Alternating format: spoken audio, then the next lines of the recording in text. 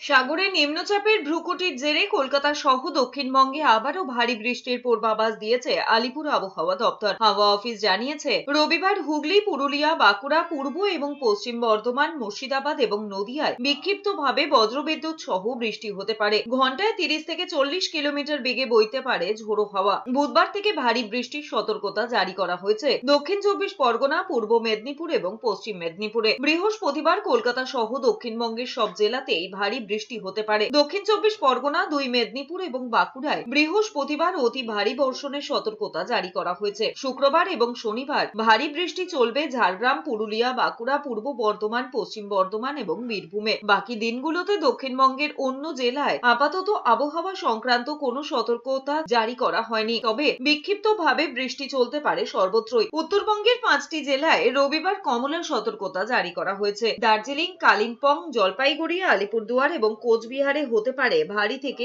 অতি ভারী বৃষ্টি।